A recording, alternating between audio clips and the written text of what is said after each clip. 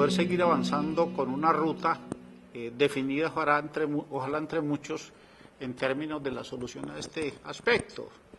Esta categoría del desarrollo regional es una categoría que ha tenido, como todos los conceptos polivalentes, ha tenido unas dinámicas de ubicación en el tiempo. Podríamos decir que son conceptos vivos que van presentando una transformación en el tiempo, iniciando desde la década del 40 en adelante hasta la fecha.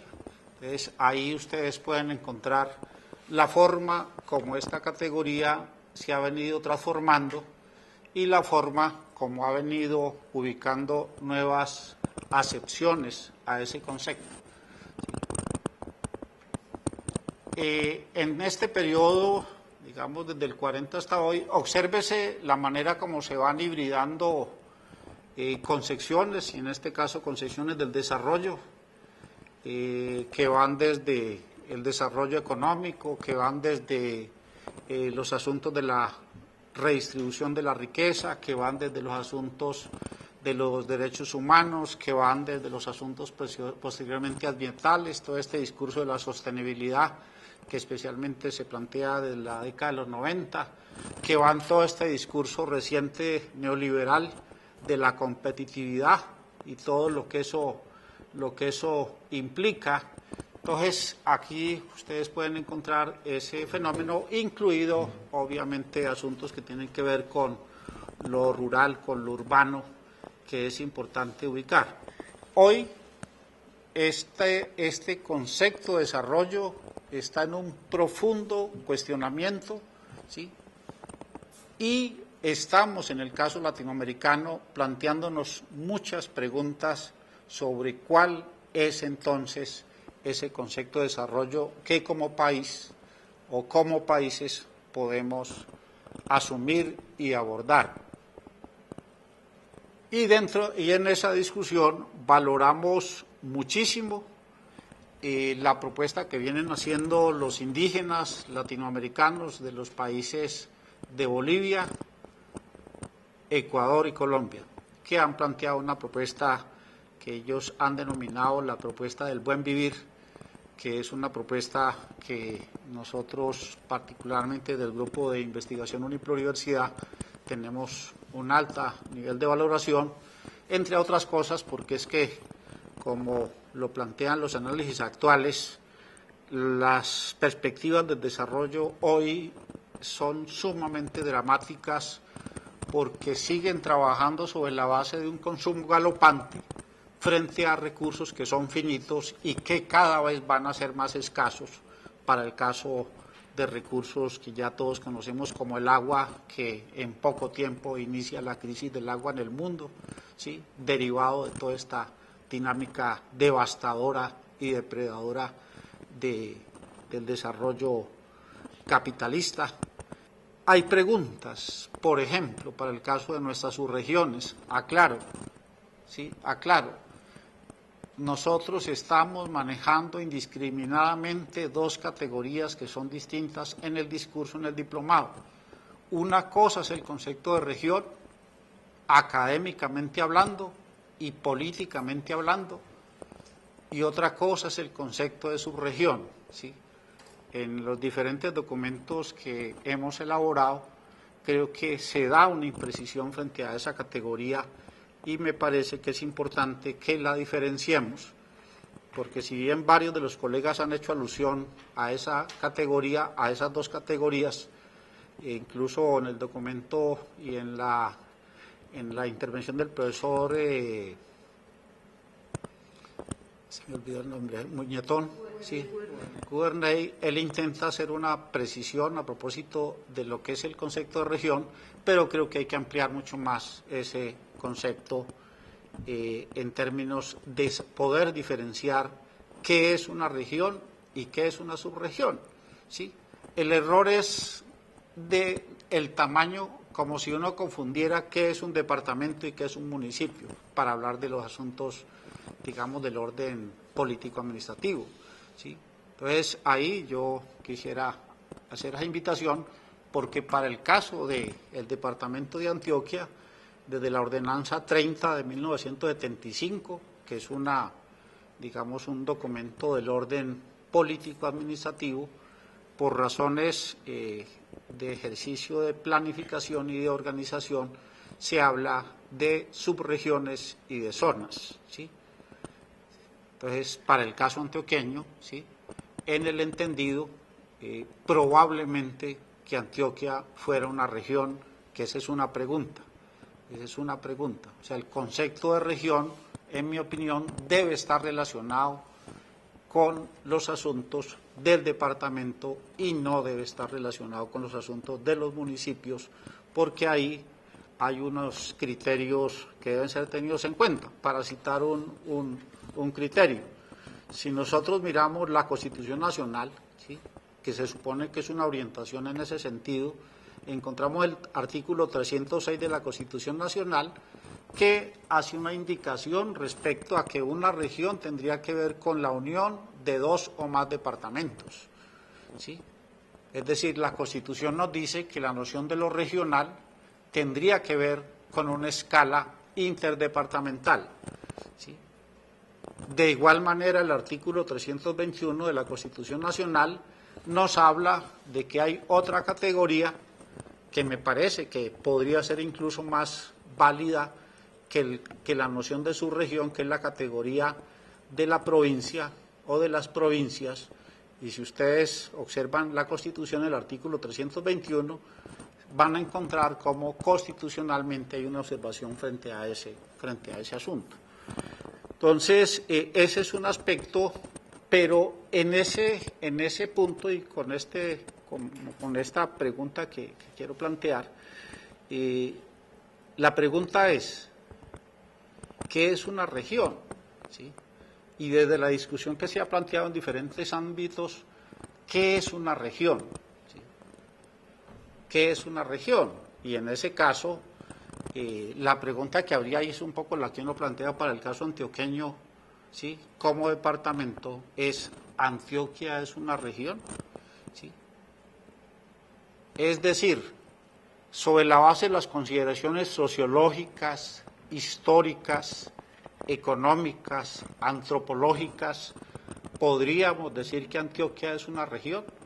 ¿Sí?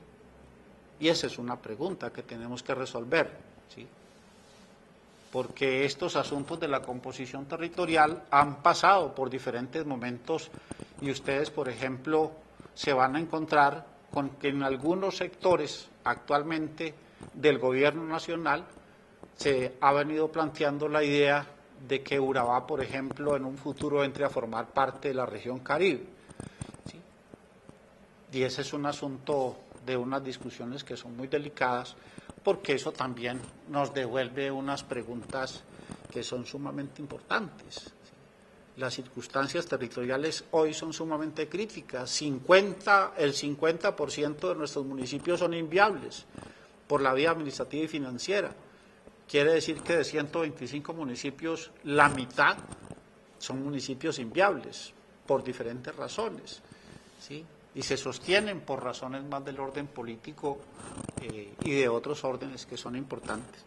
Entonces, quisiera dejar esa pregunta y es si Antioquia es una región, ¿sí? En el año 2002 nos encontramos un grupo de colegas analistas de las cuestiones regionales y nos encontramos con un grupo de gobernadores del país en Cartago. No se olviden que Cartago ha venido planteando su anexión a Risaralda, ¿sí? Cartago y el norte del Valle han venido planteando la probabilidad de hacer parte de Risaralda y no del norte del Valle. Y ahí tuvimos la grata compañía del entonces gobernador y fallecido el doctor Guillermo Gaviria Correa, el gobernador asesinado hace unos años atrás. Y él hablaba de la región centro-occidental que involucraba las posibilidades que se darían en Antioquia con relación a una mayor integración social, económica y política y cultural con los departamentos de Córdoba y el Chocó. Es decir, Córdoba, Antioquia y Chocó, ¿sí? Y esto, es importante decirlo, tiene un trasfondo mucho más de fondo, ¿sí? O mucho mayor, y es que la historia de la República es la historia de un profundo debate relacionado con la forma como está organizado el país, ¿sí? Porque si bien es cierto, a finales del siglo XIX y a principios del siglo XX se entran a constituir los departamentos de manera artificial, esa figura de los departamentos es una figura que después ya de casi algo más de 100 años, es una figura que todavía sigue en cuestión y que se ha planteado para muchos sectores la alternativa de seguir revisando en el país la perspectiva de un régimen federal o un régimen regional, al igual que como hoy se da en países como España, con sus 17 regiones autónomas, al fenómeno italiano, con unos avances importantes, a los avances relacionados al Reino Unido, al fenómeno de los cantones en Suiza, al mismo fenómeno, paradójicamente, de los cantones y las provincias en el Ecuador, y a una experiencia muy importante con una paradoja. Colombia es de los pocos países latinoamericanos hoy que persisten una forma de organización particularmente política y administrativa como la que hoy tenemos, que es el de un régimen, un Estado y un régimen centralista que cada vez evidencia sus grietas en términos del abandono tan delicado en que ha asumido el resto del país. Y eso pasa en todo el territorio. Pasa en Colombia con Bogotá, que hoy resume casi el 30% del PIB nacional, está exactamente en el 27%. Un municipio con el 27% del Producto Interno Bruto Nacional. Pasa con el departamento de Antioquia, que del 13.3% del PIB departamental al nacional, Medellín reporta el 11.3%, o sea que 124 municipios de Antioquia registran solamente el 2% de aporte al PIB nacional. O sea, esa irracionalidad de la forma organizativa nuestra debe ser un asunto central en estas discusiones, y si algún asunto hay fundamental en estas reflexiones que estamos haciendo es la necesidad de profundizar la discusión y, si se quiere, el análisis crítico y político de todos estos asuntos, porque es muy importante para nuestros territorios y especialmente para nuestras periferias que podamos avanzar en este sentido. De otro lado, tenemos lo que tiene que ver con la universidad, y hablo específicamente de la Universidad Pública Estatal colombiana y en ella la Universidad de Antioquia. Para el caso latinoamericano, me parece muy importante que tengamos en cuenta una cosa, y es que lo que uno podría percibir en el caso latinoamericano es que la universidad pública latinoamericana está en crisis, ¿sí? Y esa crisis tiene que ver con varias razones, algunas que son muy delicadas. Hay un investigador, analista de la Claxo, Roberto Ler, que nos advierte sobre los peligros progresivos de desaparición de la universidad pública en nuestros países, ¿sí? Y sobre los peligros derivados de varias razones, entre otras razones que tienen que ver con que la universidad, por fortuna, ha dejado de ser funcional a los intereses de los sectores hegemónicos en el país, ¿sí? Es decir, la universidad, en la medida en que no ha estado ajustada de manera, la Universidad Pública Estatal Colombiana, en la medida en que no estaba ajustada juiciosamente a las decisiones que se han venido tomando, y en la medida en que ha hecho una reivindicación de la autonomía universitaria para las élites gobernantes de este país, la Universidad Pública Estatal tiene dificultades en términos de su apoyo y de su reconocimiento. Los 11 billones de pesos del déficit económico que tiene la Universidad Pública colombiana, ¿cierto? Las medidas permanentes relacionadas con los recortes presupuestales han venido generando unas circunstancias muy difíciles de la universidad pública en términos casi que de un proceso progresivo de estrangulamiento a partir del año 1998 hasta hoy. En general, y es un poco la caracterización que se plantea, y es que hablamos de una crisis no solo financiera, sino también de una crisis que podría llamarse académica, derivada también del fuerte cuestionamiento que se le está haciendo a la estructura académica de nuestras universidades, y es que estamos todavía hablando de una universidad pública occidentalizada, ¿sí? Ojo, no estoy cuestionando la validez y la riqueza de muchas de las construcciones de Occidente, que son bienvenidas, ¿sí? O sea, no tendría sentido uno, digamos, cuestionar el valor y la significación de mucho del conocimiento producido por parte de los diferentes países del mundo, pero lo que uno no podría aceptar es que la universidad pública persista, ¿sí?, en lo que un pensador portugués, Buenaventura de Sousa Santos, llama como un epistemicidio, es decir, la forma como la universidad ha desconocido los saberes de nuestros pueblos y particularmente tanto los saberes ancestrales como los saberes populares, ¿sí?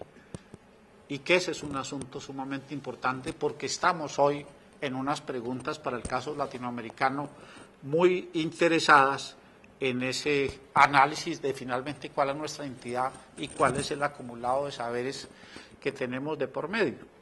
En ese terreno de la universidad hay un asunto que es sumamente importante y es que, acogiendo el análisis del profesor Alberto Malagón, él habla de una especie de tipología planteada en 3 puntos. Una, y es la que tiene que ver con las universidades de mercado. Las universidades públicas estatales hoy son fundamentalmente universidades de mercado, ¿sí?, por las razones que mencionaba hace un momento. Por la fuerza de la supervivencia, inevitablemente han tenido que asumirse en el dilema de sobrevivir. Finalmente es la forma como esa presión por los asuntos de la supervivencia nos han venido involucrando en una dinámica sumamente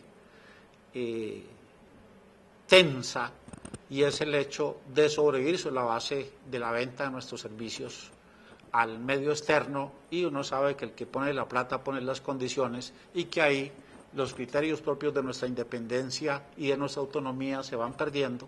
Tenemos de igual manera en esa tipología una universidad endógena, que es una universidad todavía, en otros casos en el país, todavía anclada en muchos de los análisis y las reflexiones de la década del 70, una universidad enconchada en muchos casos, que al final, poco en la línea que plantea Buenaventura de Sousa, al final son universidades que en el marco de ese intento de resistencia terminan siendo universidades conservadoras, es decir, cerradas hacia adentro y distantes de lo que son las nuevas dinámicas del desarrollo del mundo y de nuestros territorios, que ese es el segundo tipo de universidad. La primera, universidad de mercado; la segunda, universidad endógena, y estamos en el tercer caso frente a lo que sería la perspectiva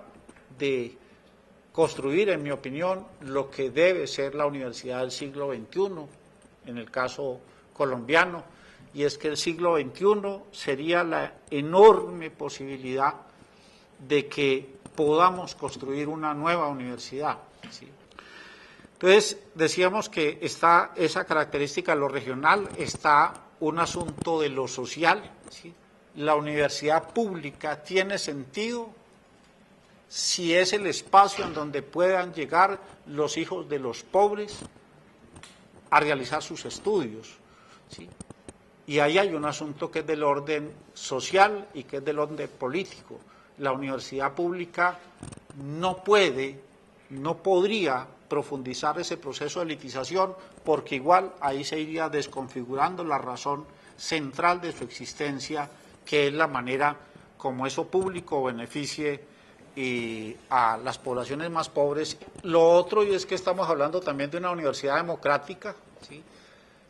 Una universidad que en todos los sentidos pueda asumir los asuntos de la democracia, y un componente muy importante que tiene que ver con la característica también intercultural, que para el caso, por ejemplo, de la universidad tenemos ejemplos muy valiosos como el de la licenciatura en Pedagogía de la Madre Tierra, la Facultad de Educación de la Universidad de Antioquia, que es un proyecto muy valioso y que hace enormes aportes en este asunto de lo intercultural, las universidades ecuatorianas, las universidades de la tierra en México, de Oaxaca, en México, también otro tipo de universidades, la Universidad de los Pies Descalzos en la India, que son otras universidades que nos hacen señas, digamos, de otro tipo de desarrollo. Y para finalizar, hay un asunto que es fundamental en esta tercera observación, y es lo que tiene que ver con los asuntos de cómo en ese marco del desarrollo regional y de la universidad nos estamos planteando la constitución de los proyectos educativos subregionales para el caso de Antioquia, y esos proyectos educativos pues tienen varias exigencias. Una primera exigencia es conocer el territorio, conocer las subregiones, cuál es la apropiación de excedentes de ese territorio, cuál es la dinámica de relacionamiento en sus aspectos económicos, cuáles son sus particularidades políticas, etcétera. Difícilmente podríamos perfilar un proyecto educativo regional o subregional para el caso de las subregiones de Antioquia si no tenemos claro qué es lo que está pasando con nuestros territorios, y ese es un asunto fundamental. Es importante preguntarnos cómo abordar la construcción social de ese sistema educativo subregional. ¿Qué está pasando en los diferentes niveles? ¿Qué está pasando en la educación básica? ¿Qué está pasando en la educación media? ¿Qué está pasando en la educación superior? ¿Cuáles son las relaciones que se dan entre los niveles? No podemos continuar con la fragmentación en la que hoy está cada nivel, es que nadie sabe qué es lo que pasa, salvo que cada uno le echa la culpa al otro de lo que está pasando. La universidad le echa la culpa a los de la media, la primaria, y hasta que llegan casi que al punto cero, ¿sí? Entonces ahí hay asuntos por resolver, y en ese caso la universidad, con esto termino, la Universidad de Antioquia hoy tiene un enorme reto que es muy valioso, y yo diría que hay voluntad por parte de muchos de los colegas directivos y de otras instancias, y es avanzar hacia lo que es la construcción de los proyectos educativos subregionales, y ahí hay una ruta sumamente importante en la cual tendremos mucho que hacer en el trabajo con la gente. No se trata de un ejercicio técnico, no se trata de unas instancias que técnicamente aborden esos ejercicios. Eso tiene que ser un proceso social que tiene que involucrar a los actores del desarrollo subregional, que tiene que plantearse seriamente la construcción de las comunidades académicas o las comunidades de aprendizaje que se han venido planteando desde el plan estratégico de regionalización, y en ese caso lo que sigue ahora es un enorme camino de construcción social para que los actores del territorio en sus diferentes sentidos nos ayuden a definir para dónde va la educación y para dónde irían los proyectos educativos subregionales de nuestras subregiones hacia el futuro.